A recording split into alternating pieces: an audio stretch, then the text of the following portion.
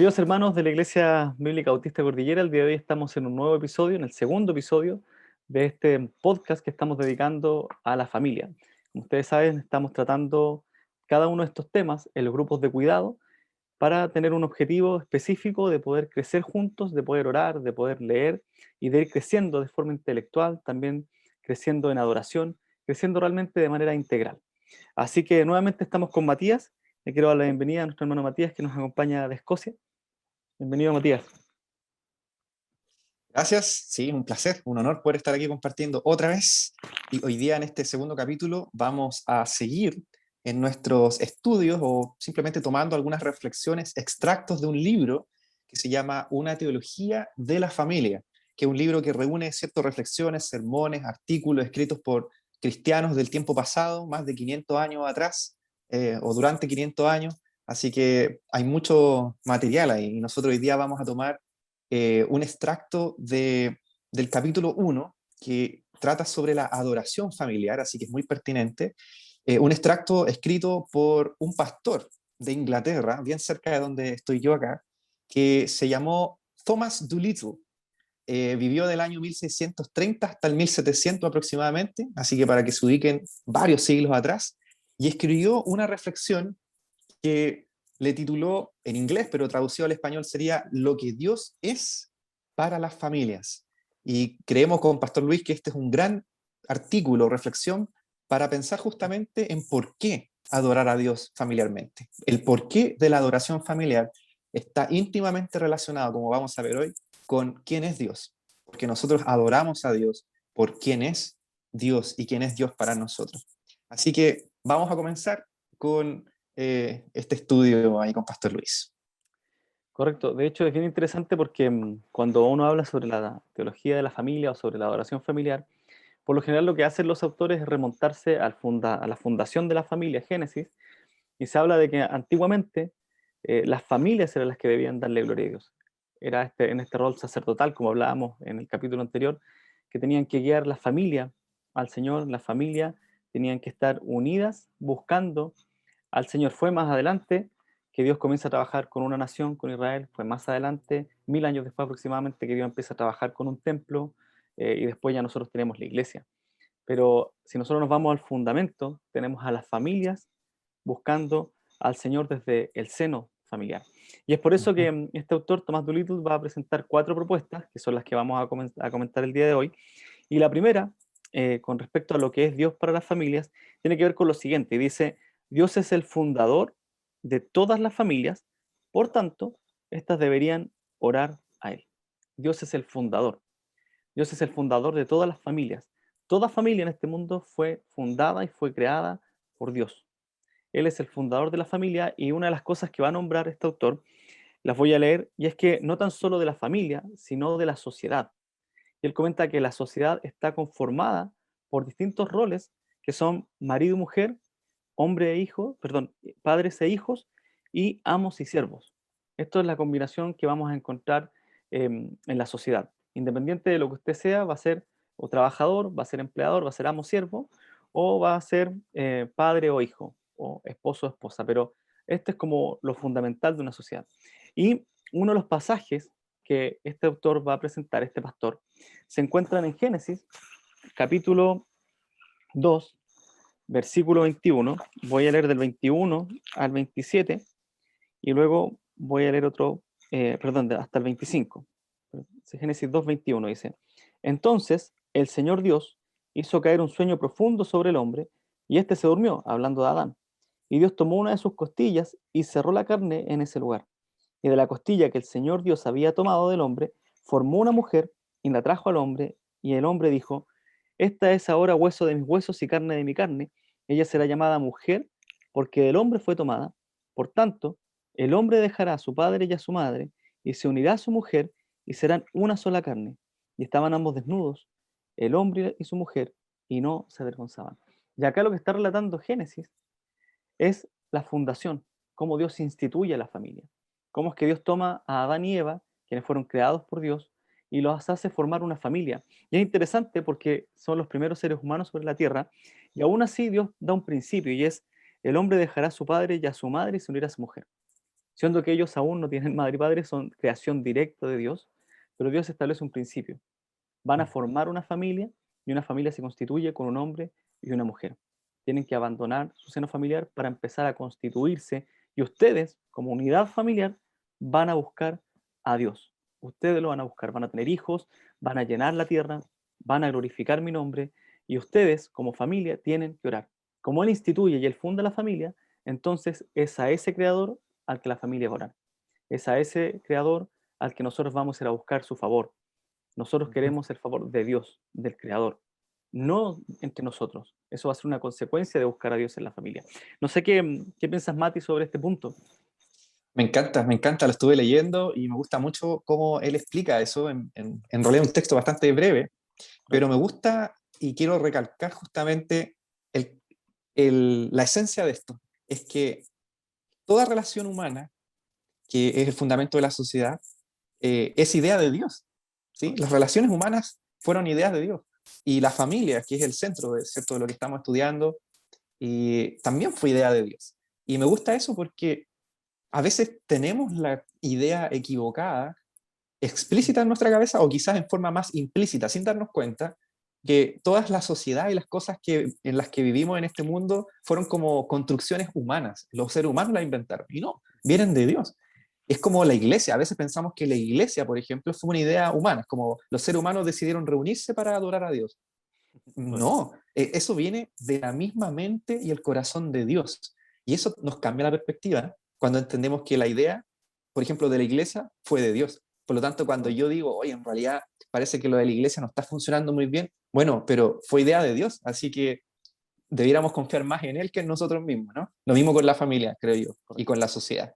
Así que quería Sí, rescatar solamente esa idea. sí. De hecho, esta idea de ser Dios como fundador, echa por la borda un montón de teorías sociales que uno de repente puede encontrar sobre cómo comenzó la sociedad, cómo comenzó la familia.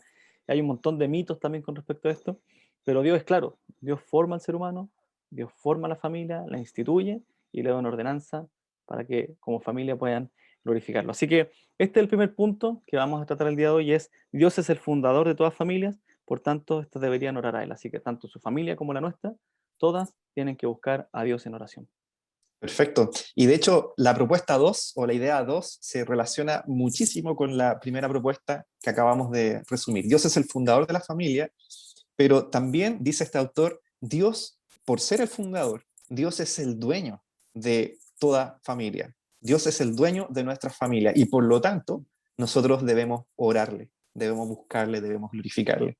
Es bien interesante lo que desarrolla el autor en esta segunda propuesta, porque creo que va más que nada más en profundidad, desarrollando el punto 1, porque Dios es fundador, Dios es el que tuvo la idea de la familia. Aquí el autor va más en profundidad enseñando que por ser él el ideador de la familia, quien la crea y la instituye, entonces él es el gobernador, el dueño, perdón, el propietario, quien tiene la primera y última palabra acerca de lo que es la familia.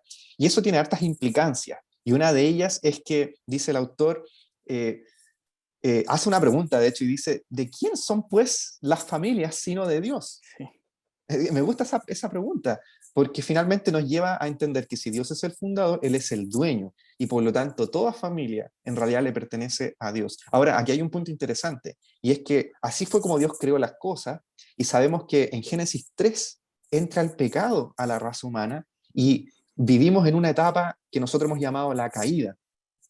El pecado ha destruido, ha corrompido, ha contaminado este diseño, mm, y el Señor Jesucristo, cuando estuvo en la tierra, enseñó que existían dos grandes familias en la tierra, que eran las familias que pertenecen a Dios, ¿sí? Y las familias que pertenecen al diablo a causa del pecado. Y yo creo que eso es bien interesante. Si bien la familia es fundada por Dios y Dios es el dueño de toda familia, a causa del pecado, nosotros somos hijos, espiritualmente hablando, o del diablo por naturaleza, de Satanás, o de Dios, si es que hemos creído en Cristo. Entonces yo creo que eso también es bastante importante y el autor lo recalca. Así que, en consecuencia, y pensando en el sacrificio de Cristo también, sin duda, el autor dice como segunda propuesta, mm, si Dios es el fundador, Dios también es el dueño de nuestras familias y propietario, y por lo tanto, debiésemos nosotros orarle, glorificarle. ¿Qué piensa Pastor Luis acerca de esta propuesta? La verdad es que es bien interesante el punto porque creo que cuando nosotros entendemos que Dios es el dueño de la familia, por lógica tenemos que entender de quién éramos dueños anteriormente, antes Ujú, de conocer a Dios, de quién éramos dueños. Y como tú lo acabas de decir, bíblicamente éramos dueños de Satanás. A él servíamos, quisiéramos o no, al momento de ujú. negar a Dios, al momento de no servirle, de no entender que éramos propiedad de él, estábamos sirviendo a Satanás. Yo creo que cuando nosotros entendemos lo que tú estás comentando, lo que comenta el autor, que somos dueños, que Dios es nuestro dueño, perdón, inmediatamente el foco tiene que cambiar. Tiene que cambiar hacia cómo vamos a dirigir la familia y cómo nos vamos a mover dentro de ella. Entonces creo que es muy importante entender de quién somos dueños para poder seguir avanzando como familia. Sí. Y ¿Sabes también, qué? perdón, Sí, solamente quería agregar algo que también lo desarrolla el autor y que me parece fundamental. Es que Dios, por ser Dios, que es como la base del sí, tema, ¿cierto? ¿Quién es Dios para la familia? Bueno, Dios por ser Dios, el Dios de la gloria, Dios santo, Dios poderoso, Dios que merece la gloria, eh, nosotros debemos adorarle, porque Él lo merece por su sí, naturaleza, por quién es Dios. Sin embargo, Dios, además de merecer la gloria, digámoslo así, intrínsecamente, por ser Dios, Él nos creó mm, para adorarle, para estar con Él, para tener una relación con Él personal a través de Cristo. Entonces, no solo Él merece la gloria en forma natural de todo el universo y de todo lo existente, sino que Él además nos crea intencionalmente, como familia en este caso, pero también como individuo, para glorificarles como criaturas. mm, Entonces eso también es tremendo. sí. Sí, y esto en realidad nos lleva a la tercera propuesta, porque ya si realmente hemos visto que Dios es el fundador de la familia, que Dios también es el dueño de la familia, entonces tenemos que entender que Dios es el gobernador y amo de toda familia. Y al ser Ujú. gobernador, digamos, de toda familia, dice el autor, entonces todos debemos servirle y orar a él. Y esto es bien interesante porque acá ya no nos pone tanto en un plano familiar como una unidad, sino que nos lleva también a un punto individual. Porque cada persona dentro de la familia tiene un rol y dentro de ese rol tiene relaciones sociales fuera de la familia, en la sociedad. Y esos roles tienen que llevarnos a entender que si él es el fundador, él es el dueño y él es el gobernador, entonces el autor va a decir, tenemos que servirle a ese Dios. A ese Dios es al que servimos.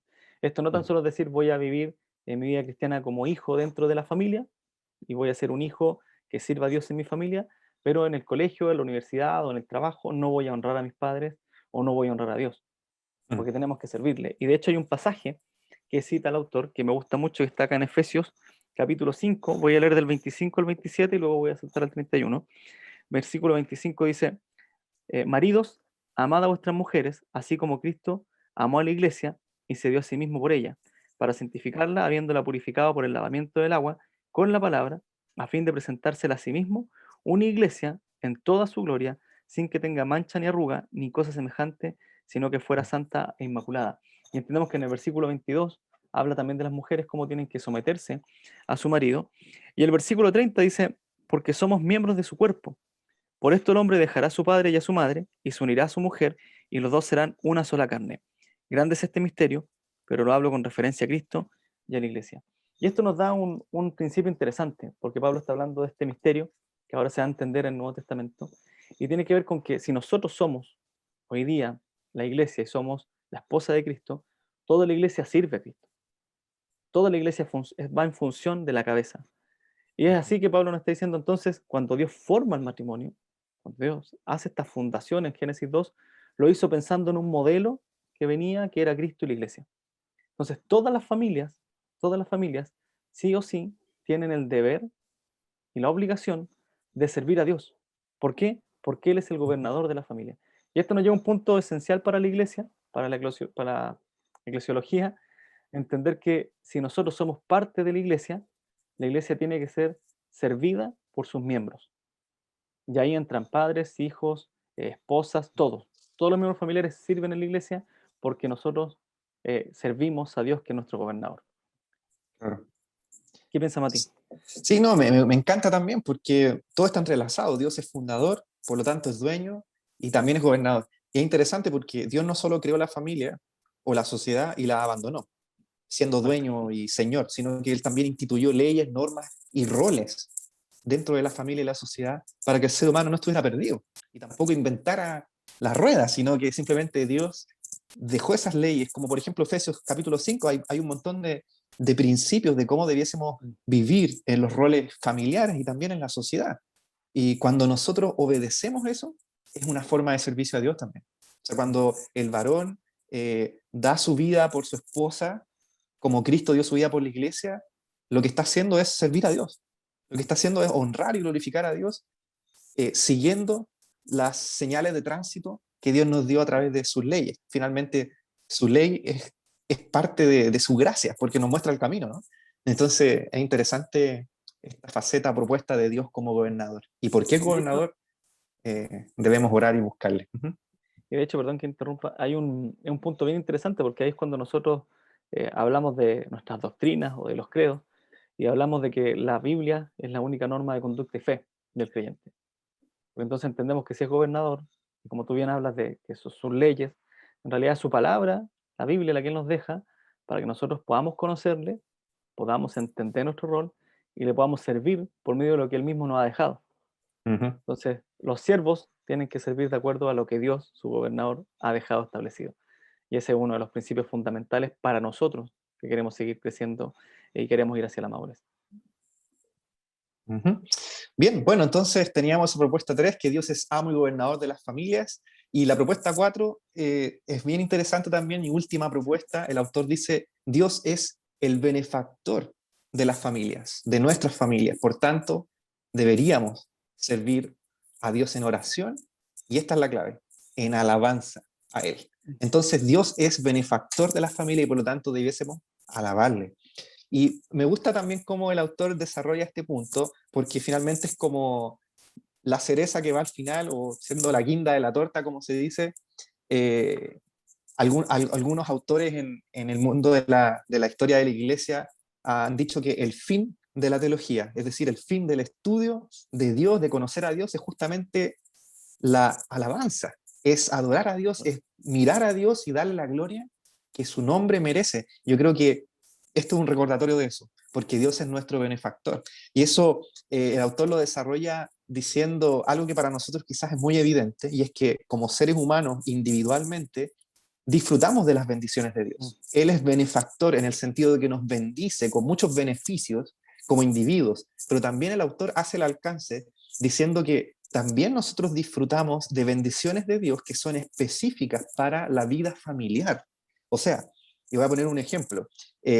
Nosotros podemos disfrutar muchas bendiciones como individuos, pero, por ejemplo, si alguna vez le ha pasado a alguno de los auditores que estuvo enfermo y un familiar, por ejemplo, la madre o el padre o un hermano o hermana, cuidó de usted cuando usted estuvo enfermo, eso sin duda que es una bendición que Dios da solamente en medio de las relaciones humanas familiares que fueron fundadas por Él.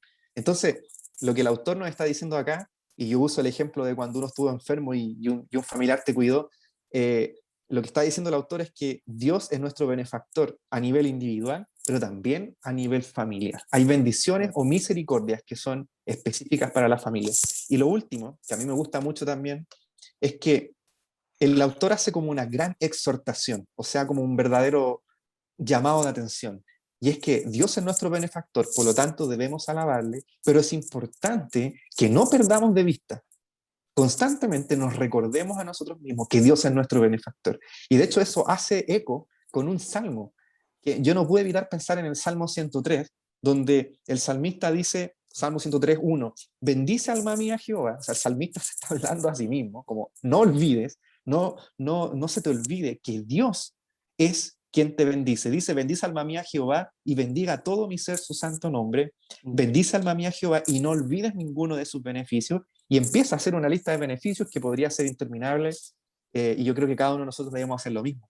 Y además, por último, no solo el Salmo 103, sino que todo el Antiguo Testamento y el Nuevo también, pero particularmente en el Antiguo encontramos muchos textos donde Dios le dice a su pueblo, no olvides que yo soy Dios, que yo te saqué de Egipto, no olvides que yo soy tu benefactor, porque un día va a pasar que se van a llenar tus graneros de granos, se van a llenar, llevémoslo al lenguaje del siglo XXI, a lo mejor se van a llenar nuestras casas de riqueza, vamos a tener comodidades, vamos a tener bendiciones familiares, pero nos vamos a olvidar del benefactor. Y eso es lo que Dios quiere que no pase, y el autor quiere que no pase. Entonces recordemos la propuesta que Dios es el benefactor, por lo tanto debemos alabarle. ¿Qué piensa Pastor Luis de este punto, el último? Creo que es el punto más difícil de tener en mente. Creo que es el más fácil de olvidar. Y de hecho tú estabas citando ahí, parafraseando Deuteronomio 8, Sí. donde le dice a Israel que no se olvide cuando llegue a la tierra prometida de que fueron esclavos, de que estuvieron errantes en la tierra, que Dios cuidó su calzado, que Dios cuidó su vestido. Y Y la lo verdad es hicieron. que yo creo que fue lo que pasó y es lo que pasa con muchos de nosotros en la vida. Es muy fácil para nosotros llegar a Dios o acercarnos más a Dios en momentos de dificultades y creo que esta pandemia lo ha dejado claro, que en momentos de dificultades como los que estamos viviendo, cuando hay desesperanza, cuando ya te das cuenta que eres un ser finito y que una enfermedad te puede quitar la vida, y que una enfermedad tan simple, en el sentido de su contagio, tan solo con conversar con alguien, te puede llevar a una crisis hospitalaria tremenda. Creo que ahí es cuando nos acordamos del Señor. Pero lo podemos ver incluso, yo creo que siendo bien realista, lo podemos ver cuando muchas veces el joven sale de la universidad y empieza su vida laboral, y empieza a tener dinero que no tenía, empieza a ser Ah, independiente, empieza a tener bienes, puede adquirirlos. Muchas veces se olvidan de Dios. Y sí. vemos gente que en ese momento específico es cuando se alejan del Señor, vemos que en ese momento cuando abandonan el consejo de los padres, y es ahí cuando nosotros decimos, este es el momento de tomar en cuenta como iglesia la importancia de la familia. Porque todos los que tenemos hijos, en un momento u otro, si Dios no viene antes, los hijos van a salir del hogar. Y si nosotros Mm. no ponemos en el centro al Señor, poniéndolo como bien nos dice el autor, como fundador, gobernador, recuérdame el próximo, Matías, por favor. Fundador, Ah, gobernador, que como él es el fundador, que es el dueño, que es el gobernador y el correcto, benefactor. y el benefactor. Es muy fácil que nuestros hijos salgan de nuestro hogar y como ya no están los padres para decirles vamos a la iglesia, no están los padres para leerles la palabra, es muy fácil que ellos se alejen cuando se empiecen a juntar con gente que no es creyente. Entonces, es este el momento que nosotros tenemos para que la palabra del Señor quede guardada en sus corazones. Este es el momento para que ellos tomen en realidad la importancia de recordar siempre a Dios como el benefactor, que Hoy ellos se quiero, han logrado algo por su salud. sí, solo quiero añadir una cosa, y es que esto le da más preponderancia, más valor al hecho de que Dios no diseñó el cristianismo para ser una empresa individual, es decir, que el Correcto. cristianismo no es solamente una cosa de yo con Dios, que eso es muy importante, mi relación Sí. personal con Dios es fundamental, pero el componente horizontal, es decir, que somos un grupo de creyentes siempre, Dios quiere que las familias la adoren, Dios quiere que la iglesia se reúna. ¿Por qué? Porque nos necesitamos para recordarnos estas cosas. Porque no es solamente yo recordándome a mí mismo, oye, Dios es tu benefactor. A veces mi corazón es tan engañoso y mi mente está tan confundida con mi corazón engañoso que olvido recordarme que Dios es mi benefactor. Pero ahí está mi familia, o ahí está mi iglesia, que es mi familia espiritual, para recordarme. Y por eso no debemos dejar de congregarnos. No se trata simplemente de que Dios te dio esa ley y no tiene ningún propósito ni ningún sentido. Dios nos dejó ese mandamiento porque lo necesitamos para recordarnos cómo seres humanos en un colectivo, ¿cierto? Un grupo, en relaciones humanas que él mismo diseñó para que no olvidemos darle la gloria de vida a su nombre. Yo creo que a modo también como de ir cerrando y concluyendo también el punto, en realidad las propuestas, si realmente la iglesia y Cristo eran el modelo para el matrimonio, para la familia, entonces son el seno fundamental de la adoración en la familia, en la familia. Y muchas veces hemos llegado a pensar que nosotros vamos a ir a la iglesia a adorar, pero durante la semana no lo tenemos que hacer en la casa. O lo otro que hemos pensado también es que la iglesia es la que tiene que encaminar a nuestros hijos a los caminos del Señor, cuando es muy chocante tener una vida en la iglesia y después llegar a una casa completamente diferente. Entonces, esta situación es bien práctica. Si Dios dejó a la familia para que reflejara a Cristo en la iglesia, entonces la familia es el seno fundamental para empezar y comenzar la adoración. Es ahí donde la familia luego llega a la iglesia y como familia, entonces, junto a su nueva familia espiritual, pueden brindar alabanza a ese Dios que ya adoran en la intimidad. Así que es un tema bien importante, creo que tenemos 4 propuestas que son desafiantes para toda la familia, para cada familia que quiera empezar a tener un culto familiar, un tiempo de oración familiar. Puede comenzar con esto, puede comenzar orando al Señor y dándole gracias porque es el fundador, porque es el dueño, porque es el gobernador, a Él tienen que servir y porque es el benefactor. Y cuando hablan del benefactor, pueden terminar dando gracias a ese Dios que oraron, a ese Dios que glorificaron. Y me gusta mucho en la introducción de este libro, en la introducción del capítulo 1, el autor dice, Scott Brown dice que hay un método muy sencillo para hacer oración familiar, que es son 3 pasos que él ha enseñado, y lo primero es, abra la Biblia y léala. La segunda es ore. La tercera es pregunte a los miembros de su familia qué piensan de esto y oren por lo que leyeron. Eso va a traer cambios fundamentales y radicales a la familia. Matías. Sí, y compartamos justamente ese punto 3 ahora con nuestros compañeros, auditores, hermanos, hermanas, con un grupo de preguntas, básicamente dos grandes preguntas. Primero, ¿en qué áreas de nuestra vida familiar nosotros podemos ver a Dios como fundador, como dueño, como gobernador y benefactor?